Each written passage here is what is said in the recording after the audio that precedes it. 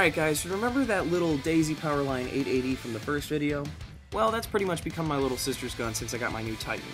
She also did really like the scope that came with my brother's Beeman, so I figured I could upgrade my scope and then give her the stock scope that came with the Titan. So here's where my inexperience started to rear its ugly head. And it led to, that's right, scope screw up number 1. I had no idea that there were different sized rings and mounts for these scopes, but of course there are.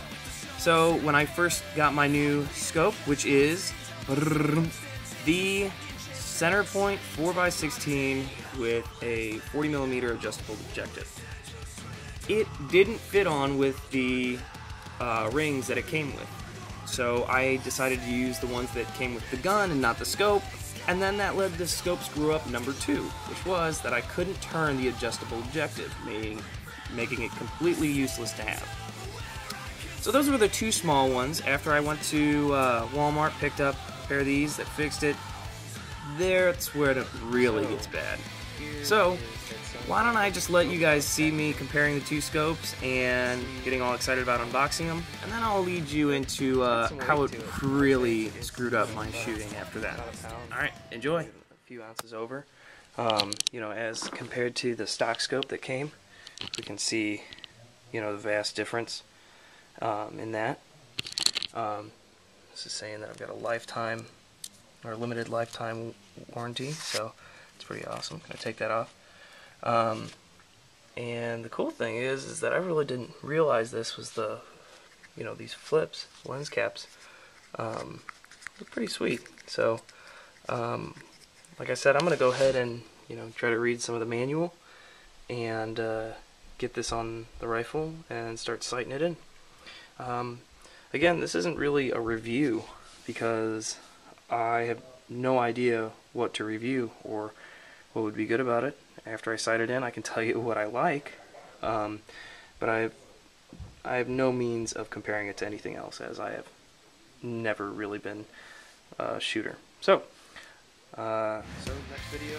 Alright, so I'm going to go ahead and just fast forward, not make a different video, just include this in. So this is me at my little shooting range by my house, looking all cool with my backwards camo bat. There you go, you can see the new mounts on the gun. And this is actually the second time that I'm about to shoot the rifle. I'm really excited to be able to take it out and use it. It actually was another day or two before I was actually able to find time to get out to shoot. It's also a nice windy day, perfect for shooting, of course, and sighting in a scope. But what I want you to do is pay really close attention to the scope when I take this shot. And that's all I'm going to say, because this is scope screw up number 3. So did you guys catch that? Let me show you one more time. Pay real close attention to the scope. There it is. So the scope was not tight enough on the gun. You can see it move back. So I was so frustrated after shooting about 200 rounds through this that I ended up just leaving the range in just a mass of fury, which ended up leading to scope screw up number 4. I actually left my windage and elevation caps for the scope in the field, lost them, but luckily enough I contacted Centerpoint and Crossman, and they're going to send me some replacement caps free of charge, which is excellent. I couldn't believe that. But the problem is that soon after I had to catch a flight from St. Louis to Louisville and couldn't take my rifle. So my rifle still hasn't been zeroed in, and I'm stuck in Louisville without it.